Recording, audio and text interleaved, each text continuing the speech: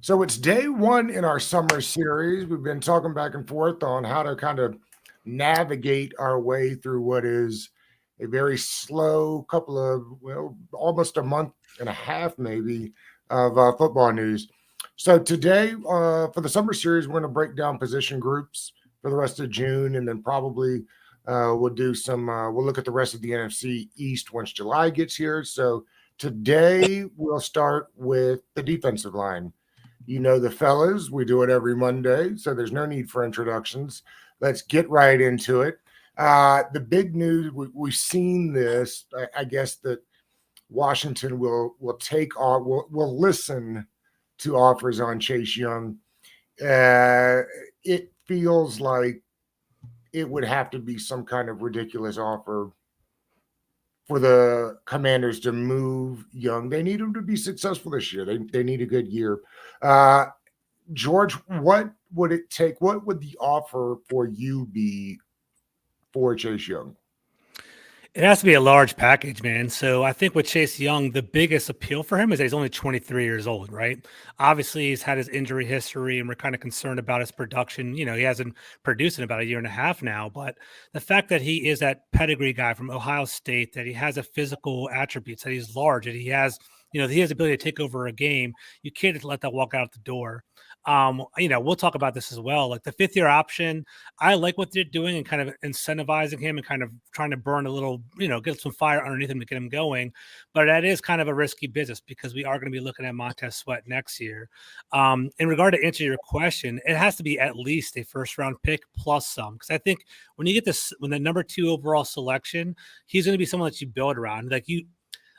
I understand he's a 1-year rental, so his actual rate is kind of low on the market right now.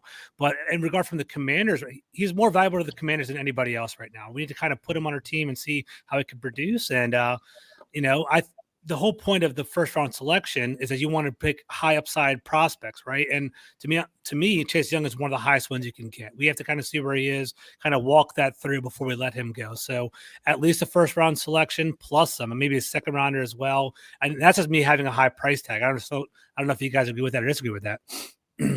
I think they'd be lucky if they got a second round pick for Chase Young. I know. And the crazy thing, George, I think if I'm the GM, if I'm the head coach of the Commanders, there's almost virtually no package I'm willing to take because I need him to be really good. Exactly. If I'm the GM of the Commanders, I'm thinking long and hard about taking the second round pick and just, hoping that we get the same kind of production from the ends that we got last year when he wasn't here. Adam, walk us back. This was the second overall pick 4 years ago. What went wrong here? I think we have to remember prior to the injury too, he really wasn't having a great impact on a lot of games, and a lot of people were questioning if his head was there, if he's just going off script. And from everything I'm hearing, that's the problem. He's not within the system too much. I think he tries to freelance. And the consistent thing I keep hearing is this stutter step that he keeps doing. It's just labored, and it's delaying him really getting to the quarterback. And I think what they keep saying is they're trying to coach that out of him, or trying to actually speed it up for him. So that's a big issue. We're talking about second overall pick, still dealing with that in year 3, but he's dealing with that and recovering simultaneously. So you're always going to have a setback in growth anytime they're focusing most of their effort on rehabbing. So I think he'll have the opportunity this summer. I don't think anything's going to happen now. I think everyone needs to understand with new ownership coming. Number one, I think he wasn't given the 5th-year option because I think Curl's going to get that money. I think Curl's just going to be like John Allen, Terry McLaurin. I think he's been patient. He's been cool. And just by him, really participating in position drills for the most part, there's a conversation, but they can't do anything to ownership changes, and saying that, I think you get to August. I think we're going to get a final word mid-August. I think that's the time. If there's any kind of potential trade or anything, that's what it will be. Because I really think that they're going to bring somebody in. I'm not saying they're going to fire Mayhew and these other guys, but I think they're going to bring in some kind of de facto GM, maybe just an observer early on. That could change in mid-season. They let go of Mayhew mid-season, but I really expect that to happen. So once they come, maybe evaluate Chase Young. I don't know if they're going to try him out in the preseason. I don't know if that's wise. If I'm them, I'm not really doing that. I think I want to see what he's doing in the scrimmage with Baltimore. I think you can get a lot out of that day to see what he looks like. But in the end, I've been saying this. I think Curl gets the deal, and it's going to be between Sweat and Young. And I think Sweat can get that contract if he gets 10 sacks, really good impact. But I think Young, we're talking about an all-pro year, because I think there's whispers he's not on the same page with Ron Rivera mentally, with a lot of things. So I think you have to see like a 15 sack plus season for him to be back. Because I think he'd have to have that plus taking more of a leadership role, because that C's coming off his chest. He's not going to be, a captain this year. So again, that's just my guess. I don't say it's going to happen, but I think all those things coupled together, it's not really boding well for him being here next year. So I think if a team is going to give a real package for him, they're going to want to see a couple games. So I think it'll be closer to the trade deadline than, this summer. And George, I mean, follow up on what Adam says. If somebody's still willing to trade for Young come the trade deadline, it's probably because he's having a good year. And then, so I guess to your original point, George, he's not more valuable to anybody than he is to this team right here. Because if he's playing well come the deadline, you would assume that the defense is playing well. And if the defense is playing well, you'd assume they'd be winning football games. So it's an interesting thing they've got themselves mixed up in. I thought it was interesting that Montez Sweat said in an interview the other day, Daron Payne showed us how to get the bag, right? Like if you play well, these guys here will reward you. Right. So let's go get that done. And I think that's interesting. It'll be an interesting dynamic as they change ownership, because that has been what they've done here since Ron Rivera came, is work your butt off, be a Commanders guy first, first in, first out kind of guy, last out type of deal, and we will pay you. And so far, they have ponied up when guys performed well. I guess the next step in the discussion, George, becomes, I think personally, Sweat's got a better chance of having that breakout year than Chase does. Do you? I do. So Montez Sweat has been the more consistent player of the two, and he's been around. Like, if you kind of hear, keep your ear to the ground, kind of listen to all the beat reporters, they're talking about the team wants Montez Sweat. They keep talking about potentially giving him that long-term deal. So they are interested in him. He basically, he had 8 sacks last year, which he's on the brink. He had 8 sacks last year. He had a 9-sack. The pressure rate is really high, right, George? It is pretty high. So let me take a look. He had 28 QB hits last year, and I believe he had 31 QB pressures, which is pretty damn high as well. It actually led the team last year. Montez Sweat, man, when you see him just walking around, he is that physical specimen. He looks like he can take over a game. And, at 26 years old, I think he has a high upside potential. He had 46 tackles last year. He had 28 QB hits, like I mentioned before, and 14 tackles for loss. So he's on the brink. Like, someone said it actually recently. I mean, physical stature, they look different, but he's kind of like that Preston Smith. Like he is producing slowly, and he's a high floor guy. And Preston Smith still ascended when he went to the Packers afterwards. So I do think that Montez Sweat does have that upside. But I'm kind of curious how it's going to play out. Going back to Adam's point, like, that's an interesting dynamic, right? Like Chase Young, I do believe there is some friction between the coaching and him. I do think that Ron Rivera and him have a different vision on what they want in the future. I've actually heard some of that stuff like this through the grapevines, through people that I interact with. But the fact that the matter is that the players on the team, they do like Chase Young. I think he is that energetic, that fire starter player as well. So, I don't know. Like, I think there is a world where both of them could potentially return, but they really do got to produce. And I think having those two defensive ends, like, having a pass rush in this league is of the utmost importance. So they definitely got to keep at least one of them. So see how it plays out. Yeah, it's interesting. I talk with G from the shop on Twitter all the time about various Commanders things. And he was bringing up that same point. Like, they could both have good years and both be back. And while it feels unlikely, I do think there's a world where they both ball out. They give Sweat a big contract this year and slap the franchise tag on Chase Young next year. And that, to me, is the perfect way for things to work out, simply because if I'm going to pay Chase Young, I'd like to see, even if he has a big year this year, I'd I like like to that. see it again. I like that. Like with Daron Payne, it felt like that big year was coming, right? And that he was slowly getting better every year. And so I don't think like I didn't need to see it again from him, even though it was kind of the first year where he had that big breakout season. With Chase, if he does it, that's great. I'd like to see it again because, you know, when and I get people love Chase Young, so they don't want to hear bad things about Chase Young. It's a very interesting thing. Maybe it's because he's from the area. But you go back to that rookie of the year for the defense, you know, his rookie of that defensive rookie of the year.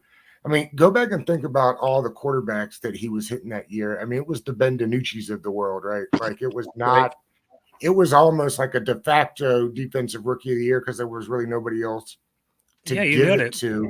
That's a fair assessment. I agree. And that's the other interesting thing, George, is you brought up their size. I was having this conversation on Twitter the other day. So I went and looked. I mean, they're basically, at least at the combine, the same guy, 6'5", 260.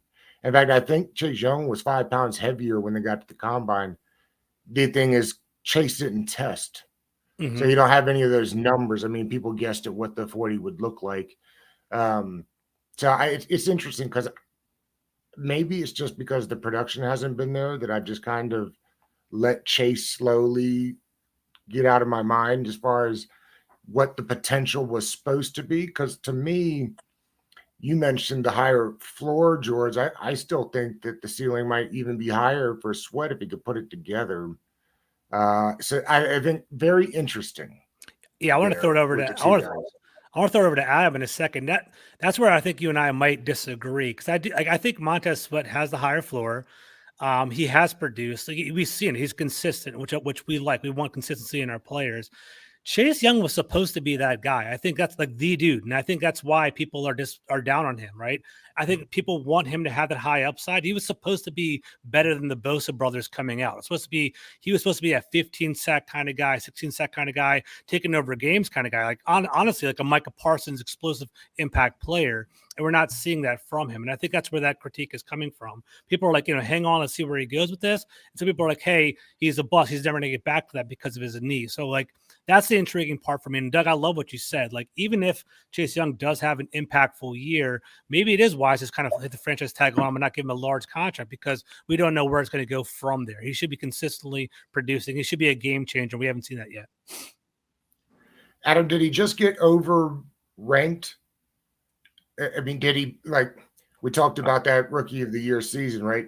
Was he at Ohio State beating up on poor left tackles in the Big Ten? I mean, was he over? You think he was just overvalued, or he just hadn't put it together in the league? Because he has not been George the Bosa's, to your point, George. Well, and I'm with you. I think that's what people thought. He did have some bad tape, though. It wasn't all peaches and cream with him. That's why some were questioning. Should he go that early? Maybe a couple picks back. But I think it's part of the the need and the demand that he was available. I think Washington was just hoping he'll be the next great one. Personally, I like Young. I don't see it though. I don't think he's going to be a premier top 5 pass rusher in the league. I think Sweat. He won't either, but I think he's right outside of that. I think you could see Sweat being in that top 10 conversation, 6, 7 ranked in time because he's consistent. I think you have to remember with Sweat, that year, the COVID year, then he broke his jaw. If that doesn't happen, I know we can say that with everything, but those are kind of freak things. That's not durability issues. You get those, I think it was 6, 7 games back. He was producing pressures, sacks. So I think if that happened, we wouldn't be having this conversation probably right now. Sweat would probably be in line to get a deal.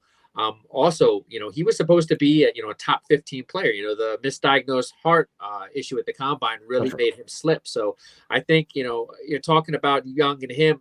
It's easy to compare Young being a top, number 2 overall pick and Sweat being that back round 1 guy. But in the end, I think if you're looking at, what are you trying to do philosophical with Del Rio, to me would make sense. It's Sweat, because if you're having issues in year 3, injury or not, with, Young really getting on board with exactly what you want to do, you don't overpay him. You don't pay him top 5 money, and that's what he's looking at. Sweat, it'll be high. I think it'll be a little less than what it will be for Sweat for Young. But I think it just makes a lot more sense. Going into next year, next draft, you have Curl locked up, you get Sweat knocked up. you go into that draft, it doesn't even have to be round 1, round 2. See what you have in KJ Henry this year. I don't think he's going to be a guy that's instantly, comes in starts, but I think, a combination of him and others, that might be something to explore. But I think because a lot of people I talked to at Clemson, I reached out to as many people as I could find in the SEC, and they're like, I'm telling you, this guy has just underperformed because, watching his tape, he was a 5-star prospect coming out of high school. He just really hasn't taken that next jump. Under Coach Z and Jack Del Rio, we could see, I definitely think one of these guys are going to, step up. And I think Henry, class act, perfect one to do it. So I think it's a foregone conclusion that we're going to see Young, playing 70-80% of the snaps this year. I think it could be definitely, a big split for at least half the year, because this is not just an ACL tear. This is a patella tendon. This takes a lot of time. I wrote an article comparing him and Clowney, with their injuries. And, although Clowney had microfracture surgery in his rookie year, these things linger for a couple years. So Young, in my opinion, he's in a bad spot right now to get a long-term, huge payday. I think, it makes the most sense if they can try to move him before the trade deadline. But like you said, if he's playing really well, you're not going to want to do it. If he's not playing that well, what are we talking about here? Because we'll get a third comp pick for him. Maybe a team says we'll give you a third and a conditional third next year based on playing time. So you have to weigh that. So for me right now, I think that Young is really going to have to do a lot to really endure himself to coaches, because again, it just keeps hearing, these whispers that they like his explosion. They like what he's seeing, but there's no talk of how he's progressing in the system. But I continually hear that with Sweat. So, take it for what you will.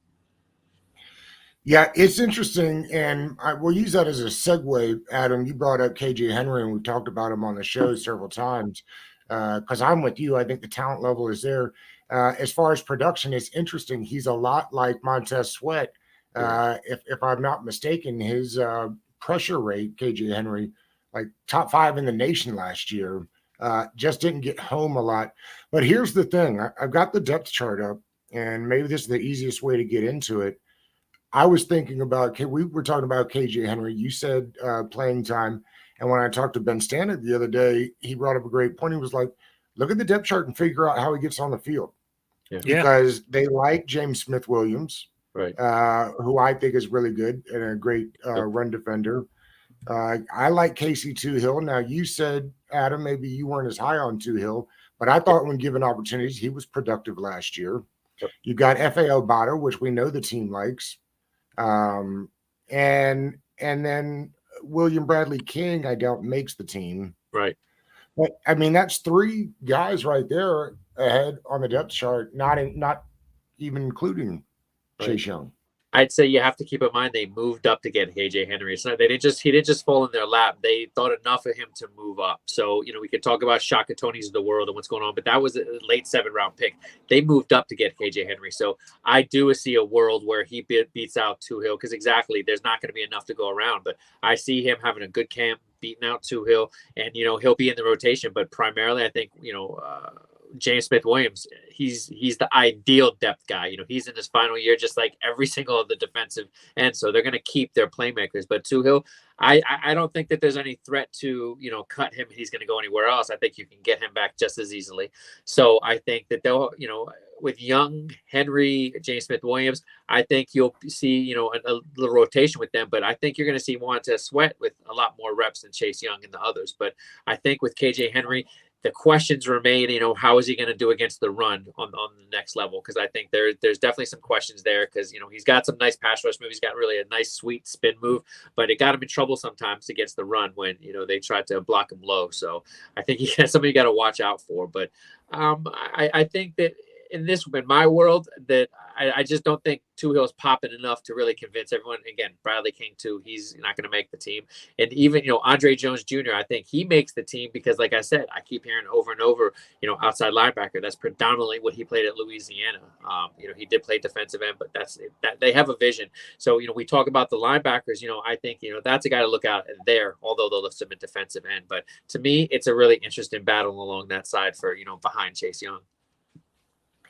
Did you see today, this is a little off topic, but it looks like Kaliki Hudson is playing middle linebacker. Heard whispers about that a couple weeks ago.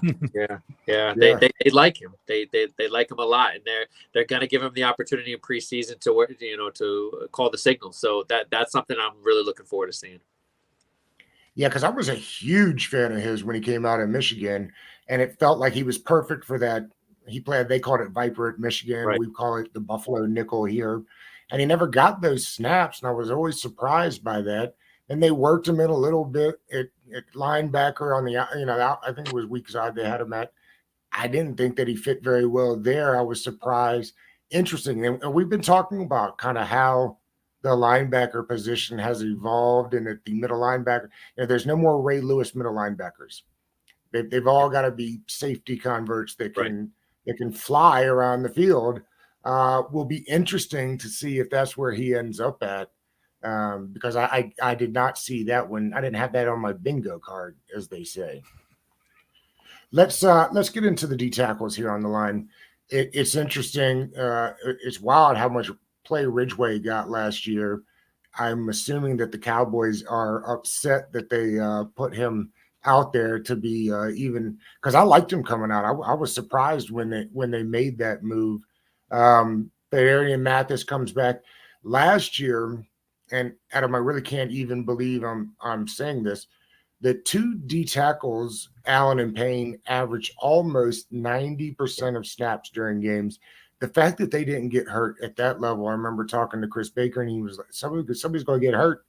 Like you cannot play that percentage of the snaps. They did. You like Ridgeway or Mathis as that next guy in?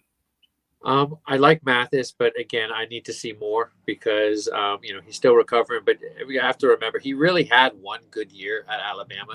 Prior to his last season, it was very mediocre at best. But he had a really good supporting cast his last year and really got to the quarterback. That's something he does. So he's not just an occupier up front. He's a guy that can get to the quarterback. I would like to see him worked in more. I temper expectations, even though his injury happened really early last year. And then Ridgeway, I'm hearing I think it was a bicep or something he's dealing with right now. So, that's something can linger. So, watch for that going in. But I don't know, to be honest with you, that the depth behind those two, I want to see them playing closer to, 70-something% of the snaps. So I'm hoping they're not done. I'm hoping they're still going to look at maybe an offensive tackle, maybe another defensive tackle, just even to bring in like a veteran. Because, we see every year, late in the summertime, they usually bring in a veteran, somebody to really shake things up. I'm hoping to see that because I don't know. I'm not really sold at the depth right now because if you have Allen or Payne go down for, even a couple games, that could be a real big issue for them.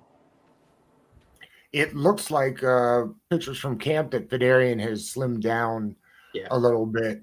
And we had expected that he would be like the replacement run stuffer in the middle. But maybe the defense, maybe that's not what they're looking for in D tackles anymore, right. George. Maybe they're also like as everything gets faster and more nimble, maybe this idea of the old 320-pound nose is not what they want anymore, and they're going to keep getting a little smaller at the D tackle position, sending them at the quarterback. Where do you think that lines up? Yeah, I think it's pretty interesting because we saw that Daron Payne's kind of losing weight as well, and we saw the philosophy change over time as well, right? Like over the past couple of years, I think maybe Jack Del Rio's first year, and definitely going back to the Gruden days, they played a two-gap system before, where they basically had these big monster defensive tackles that would basically, try to just absorb the offensive linemen, so the linebackers could get upfield and basically make the tackle. But over the past couple of years, they moved to a one gap system where, the philosophy is, you basically make the tackle on the way to the quarterback. That's kind of the philosophy moving forward. So, Daron Payne, he definitely thrived as opposed to being a more of a zero tech to more getting upfield and got 11.5 sacks last year. So we're starting to see that development. And I love the depth. I know that maybe me and Adam disagree there. I like the fact that Ridgeway's, is another defensive tackle in the mix, and we have Phil Mathis as well. Mathis, we haven't seen him actually play yet, so we do want to see some more impact there. But you got to trust those. I have high respect for Alabama defensive linemen. Maybe it's the bias with Payne and Allen over there, but I think there is some depth there, and I think it'll be interesting to see. We talked about it in our group chat. I'm kind of confident in our defensive line depth as well as our defensive back depth. I think linebacker is still something that I'm concerned about. So I'm curious who's like, for me, what I'll be watching in training camp and preseason is definitely who's going to be getting more of that front end, high end rotation. Is it going to be Mathis or is it going to be Ridgeway? Yeah. And I love the whole Henry talk conversation as well, because I think there's higher upside with there. Like, we know Obata is a pretty steady player there. Tuel's pretty steady player there, but what are we really trying to do? We're trying to build a program that's sustainable, right? Obata's 30 years old. We don't want him to be our starting. He's on a 1-year contract anyway. So we want to see KJ Henry have some impact there. So I think they're trying to generate chaos and have our defensive backs create some turnovers. That's what they're trying to do. I'm looking here at the defensive tackle list. It's John Ridgeway, Benning Patel, Daron Payne, Fedarian Mathis, David Bada, Jonathan Allen, and Abdullah Anderson. To your point earlier, Adam, there is not, after those two guys that we talked about, those 4 D tackles, there's not much behind. Right. And, like George made the perfect point. I think we're going to see them mix it up. Like a lot of those 5-man fronts, I think, can, involve extra defensive ends, not necessarily defensive tackles like they did in the past. So it's not a huge concern. But again, they got some more money. I know Curl is probably going to get a deal, but I'd like to see some of these veterans brought in. I'm a big proponent of bringing in veteran journeymen, because I think that they can make a big impact sometime at camp, even if they don't make the team at the end. Sometimes they're enough to push guys like Mathis and Ridgeway, because that's what I want to see. Because you're talking about behind them, nobody's pushing behind them, and I'd be surprised if you're talking about them playing like 30-40% of the snaps and taking some of the heat off of Allen and Payne. But in the preseason, they're going to get a chance to play a lot. So to me, and I'll reserve my absolute judgment, because that's what I want to see. I want to see Mathis be anchoring in the preseason. So, but in the end, I think that Del Rio, I've seen this morph of philosophy, which I called him a dinosaur forever, but I'm seeing this morph of philosophy. We'll talk about the defensive backs, later on this month, but that's what has me excited, because I think what they're able to do with all these defensive backs, Percy Butler is really standing out in camp as long with the rookies. So I think that's going to allow them a lot more freedom, maybe to get, more athleticism up front. Like, again, we talked about KJ Henry. I think that they have a plan to get him in a lot on passing situations, because I think that that's, maybe taking, an Allen or Payne off certain situations, which is crazy to think, but, that might be an opportunity for them to mix it up. So I think that they'll have a lot of leeway. Defensive tackle won't be huge, but I always like to see, more competition brought in. I'd like to see some more competition brought in too, to your point, Adam. And there are a lot of good D tackles and DN still out there on the market. I saw the Bills just signed Leonard Floyd the other day for a 1-year deal, and I kind of liked what that makes them look like as far as being able to be flexible. If they played more, and they did a bunch of this actually last year with the 5-man defensive front, who plays linebacker then? Jamin stays on every down. So you do like a 5-1-5. Is that Jamin stays? Yeah, I think I'd say so.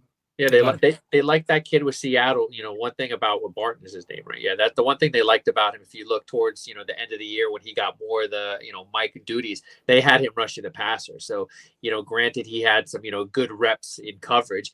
He actually, I think it was 3.5 sacks or 3 sacks. He actually looked good. So I think having him in that kind of situation, and allowing him to use his length, because if anything, you're not just talking about sacks. Like the dude's like 6'3" plus. Getting his long arms up. I think that's another reason they love Forbes, because I think we're going to see a record amount of tip balls from this defense this year. I think that's something that all of these guys can do across the board, and they'll be able to have some leeway like that. And that defensive front there on the line, they get a lot of tip balls too. A lot. They did last year. Yeah. A lot. They'll be able to mix it up like we talked about.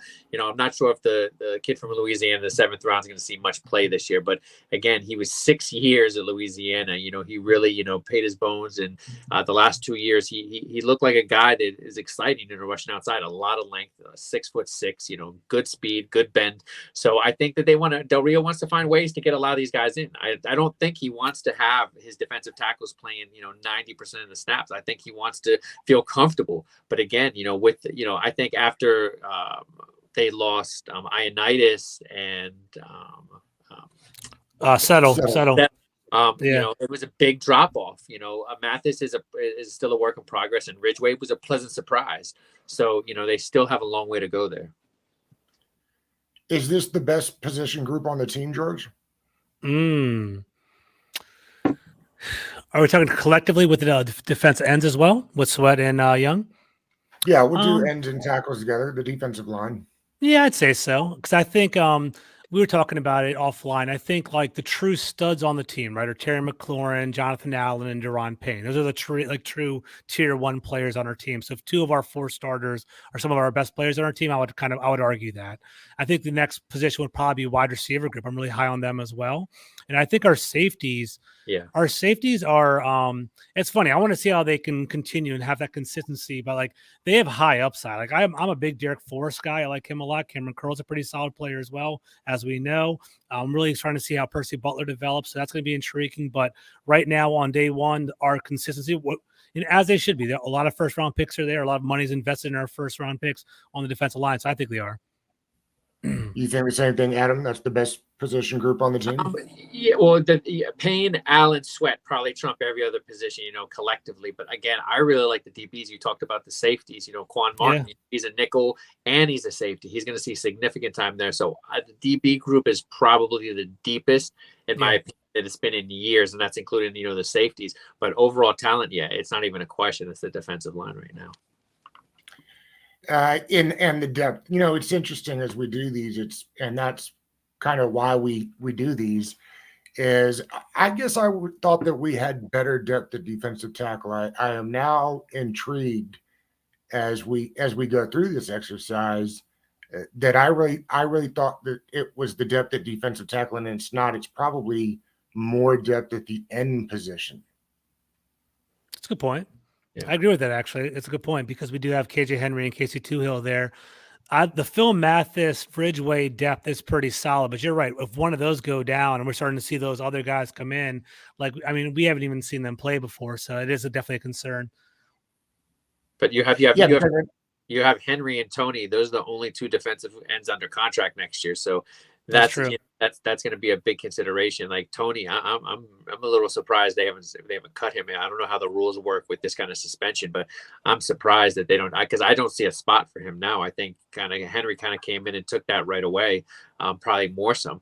So I think that your defensive tackle depth is decent right now, but the defensive end, this time next year, it's going to look way different. So that's why I'm saying I hope they're not done yet, because there is guys still in the market, because again, we're putting a lot of stock that, Chase Young is going to be able to give them significant snaps and, eclipse that 60% range. And again, I'll wait and see kind of thing right now.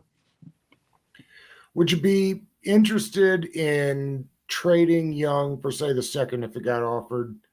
It makes more sense to trade Young for a second and then sign a guy like Ngakoue who's still out on the open market. I think that might be an interesting way to go. I don't think it will happen. Right. I think a lot of that's probably more about ownership stuff than it is anything else, because you're talking about major decisions in a former number 2 overall pick. But there's a couple of guys on that Ngakoue level that could be had on a 1-year deal that probably don't cost you a ton, and then maybe you can still get your value out of Chase Young. Right. Yeah, Harris is a great. That's the thing. I do expect him to come in, and I don't think it'll be a slow process. I think right away he's going to want to make his mark immediately this year. So I think that he's shown, at least with the 76ers. I don't follow the Devils too much, but I did see from day one when he bought the 76ers, he was always trying to make moves. He wasn't scared to anytime there was overpaid guys, he'd move them. So I don't think Young is not somebody he selected. So I don't think is granted he's a number 2 overall pick, but somehow if you can get a high offer and then parlay that into next year, because also the thought's going to be down the road, if Howell doesn't work out, you want to have as many of those early day 2 picks as possible to be able to hopefully get some ammunition to move up one of these quarterbacks, because it's not just Caleb Williams. There is 3 or 4 top level quarterbacks that are going to be available in the top 10 in this draft. And as we keep seeing, Washington, even a down year for them, they're still in that 15-16 range when draft time comes. So it's going to be a move for the future. Like, how much do they think he can impact? Maybe if Henry just starts really looking really good in preseason, I think I could see a scenario where ownership comes in and, they might be comfortable with moving him. But I think there's just not enough tape on Young showing that he's progressed for a team willing to, it's a 1-year rental at this point, give anything significant. So I think who you see is who, for the most part, you're going to get. And to that point, to kind of back it up, I have a really good friend who's a diehard New Jersey Devils fan. We talked about it before. They completely liquidated the New Jersey Devils. When they took over the team, they basically sent away all the high draft, all the veterans that had high contracts and were fan favorites and things of that nature, and completely let them go for future draft capital. Right. And I think for like 5 years in a row or something absurd like that, they had multiple first round picks to rebuild the team. They even had like a top 2 pick, top 3, maybe the number 1 overall pick altogether, who's now the face of the franchise. Right. He's the face of the NHL. So he's a stud attacker on the New Jersey Devils now. So that is intriguing to me. I do think that there's no attachment. There's no emotional attachment to anybody on the team. I think he wants to get the team, with Harris coming over, and I think he will be financially sound with the way he builds the team. So you never know. I mean, for me, I guess there is an emotional attachment to Chase Young because I do want to see it through. I want to see how he goes. But honestly, you're right, though, Doug. If you get a second-round pick and you get a comparable veteran to come in and kind of play for a third of the price, that is forward thinking, right? It's kind of a smarter method. So maybe that does happen. I don't know. Well, and it also keeps you from having to make tough decisions. Yeah. Right. Because if you give Montez Sweat a big contract, if he balls out, if he pulls a Payne, and you're at $22-23 million a year probably is what a guy that's getting getting double-digit sacks. And the tag, I think, is 20. So again, I know the numbers can work, but to pay 4 guys on the defensive line around $20 million is really not where you want to be at, even if you're not having to pay the rest of the defense a ton of money, just purely in the way, philosophically, the way you build teams. I don't mind the idea that your best defensive linemen are now interior linemen, because I kind of feel like that's where the league is moved a little bit. Like, let's get these faster, quicker guys in the middle and beat up on centers and guards that may not be, as physically gifted as the tackles, which I think you're going to see guards getting better and more nimble and more athletic as we talk about the defensive tackles doing.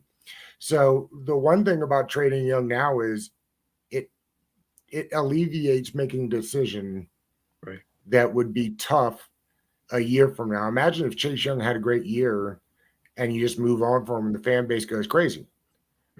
Right, Adam? So I think that's George, I think that's another way of kind of looking forward on this thing. For sure. Is alleviating crazy decisions now. Let me throw a question out because I'm kind of getting the vibe from Adam.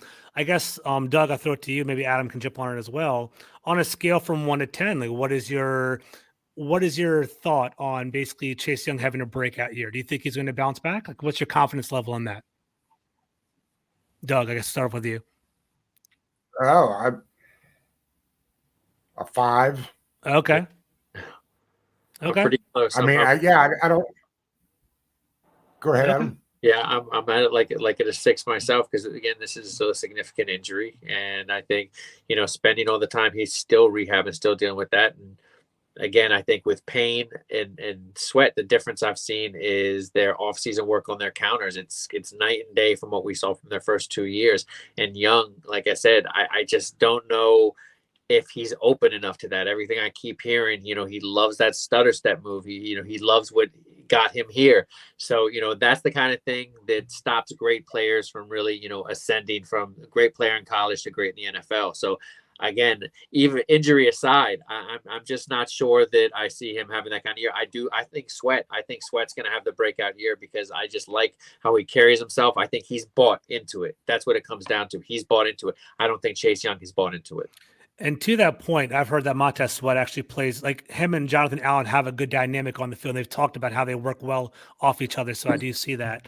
Let me throw one more question out there, Doug, if you don't mind. Who do you please, real quick before you do, George, what's your comfort level? I'm at the same ballpark as you. I think I'm a little bit higher. I think maybe like 6.5. I think I think that was gonna be my follow-up question. I think Chase Young is probably gonna get to like 8.5, 9 sacks. He's gonna have a decent, solid year. I don't think he's gonna be that. I don't think he's ever gonna be 15 sack kind of guy. I think maybe when he hits, it's gonna be maybe a 12 sack kind of year, something like of that nature. I can expect 8 or 9 this year. And I was gonna ask you guys, do you think that is good enough? Like, would you potentially re-sign Chase Young if he had an 8 or 9 sack year? Would that not be that wouldn't be good enough for you? Well, how do you guys feel about that? Well, here's the other thing. If we're talking about Montez Sweat having a breakout year, let's say that's 11 or 12 sacks. Okay. And Jonathan Allen is good for his 8 or 9, and Daron Payne is good for 10 or 11 again. Like, where are the sacks for Chase Young? Right. That's the only problem with having 4 quote unquote great defensive linemen that are all trying to get to the quarterback. Is that, I mean, there's only so many dropbacks and sacks available.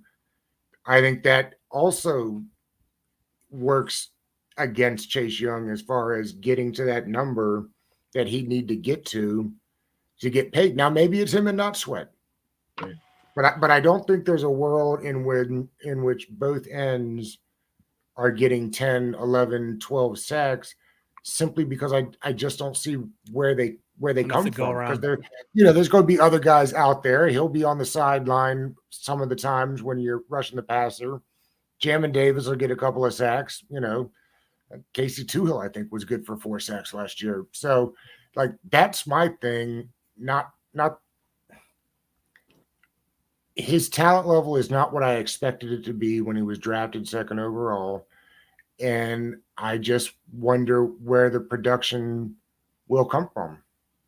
I think it has to be impact plays. I know, like, we talk about sacks, especially when we talk about defensive ends, but I think in the modern NFL, exactly, we're seeing a lot more focus on the defensive tackles. And I think a lot of defensive ends, they're getting, I don't know about phased out, but the thought is, more replaceable.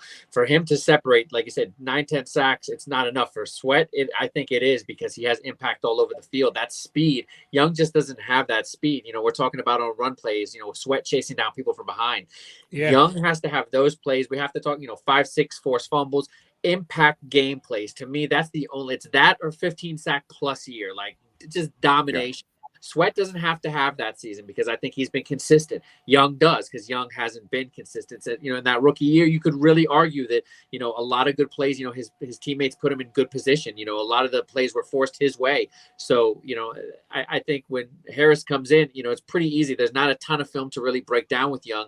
But then when you look at Sweat, just the consistency, that's what you like to, pay guys in. And, we talk about Curl consistency. When he's not playing, this team is nowhere as good. I think it was a difference of 1-5 to 6-1 when Curl wasn't with the team. So it's about impact. And right now, Young hasn't shown that he can be that guy. And I honestly, personally, in this system, I don't think that's what they're looking for. I think he fits probably a different kind of mold. I think they're trying to get faster. They're trying to get quicker. And that's not what Young is.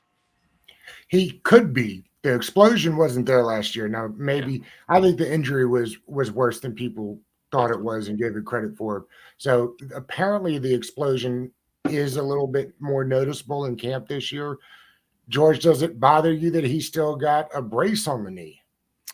Not during training camp. If we're just kind of getting the reps right now, I'm just getting the practice during the summertime, I don't see it as an issue. And honestly, nowadays with NFL technology and, with honestly just technology and medical things all together, that brace is probably featherweight, carbon fiber, pretty light on him anyway. It's not even a big a deal. So if he feels that he needs that extra protection, I'm not too worried about it right now.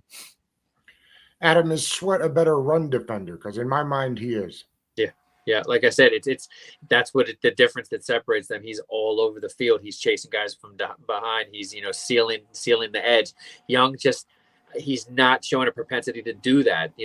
Montez Sweat he's a guy, exactly. He doesn't have to come off the field. You can even move him inside. That's something he did at Mississippi State, routinely. He was go inside. He has the size for it and the strength for it. He's got even stronger. It would be hard for it not to work out with Young, But for me, for Sweat, I had him highly ranked. I evaluated him coming out. I think that you don't let him leave. I think he's, like you talk about the chemistry that he has with the Alabama brothers. I think that can't be understated, because you haven't heard that talk at all with Chase Young. You just haven't heard about those connections, and I think that's what they're trying to instill. And Coach Z, he's been one of the big difference makers in that. So either Young buys in and balls out, or he doesn't. And I just think it's like he's trying to catch up to chemistry as well. That's another thing. Like, he doesn't have the chemistry that these other guys have, and you're gonna be able to notice that on the field. Yeah, it's interesting that you brought that up, Adam, and that's the second time you said that, kind of the chemistry that Sweat and John Allen have. And it's, if I recall right, Chase Young started off on that side and then they moved him. And I wonder if and he was better over there, right? But I wonder if Allen didn't say, I prefer playing with Sweat over here, because it would feel like, and people clamored for it at the end of last year when Young came back, switch him back over. They didn't do that, and now maybe that's why. Yeah. Sweat has that bent. He has that bent to take on the blind side guys, and Young right now, he's still working that same move. So he's got to come out with a new trick, to go on that side. But right now, Allen, I wouldn't see him really going to coach us anything. I just think it's probably evident. It's probably evident right away when they watch the film, see him in practice, hear the communication. And I think, and again, just whispers, that's the big thing I'm hearing. There's not the talking. Young is a big time talker, but I'm hearing there's not as much communication going on with him and the rest of the line as there is with Allen, Payne, and Sweat. That's noticeable, and that's the stuff that that they're going to notice in camp. Well, we spent a lot of time kind of being hard on Chase Young. Unfortunately, that's the name of the business when you don't perform up to expectation, particularly when they're that high. But I think it's important to also state the team is in a much better place if Chase Young is the number 2 overall prospect that we thought he was. So I think it's important for all of those watching, like, we want Chase Young to be every bit the 15 sack artist that we hoped he'd be when he drafted. It's also important to remember he just hadn't done it. Right. He hasn't done it at all since he's been here. Frankly, last year was still getting over the injury because he didn't even look the same, as the guy they drafted. So I think it's important to remember that while we're critical of Chase Young, we all understand the team is better when he's better. Yeah. And so I think that's the biggest thing going into camp is let's hope the explosion is back. And hey, if he gets to 15 sacks and makes a tough decision for the coaching staff and the new owner, that would be fantastic. Great problem to have, 100%. Yeah, exactly. It would be a great problem to have. Okay, well, I think we got through that pretty well for the first time doing one of these positional group breakdowns. Next week, we'll do the secondary. So come back and see what we think about that. Fellas, we'll see you next Monday. Thanks. Take it easy, guys.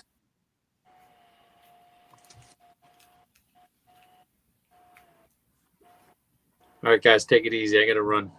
All right, fellas.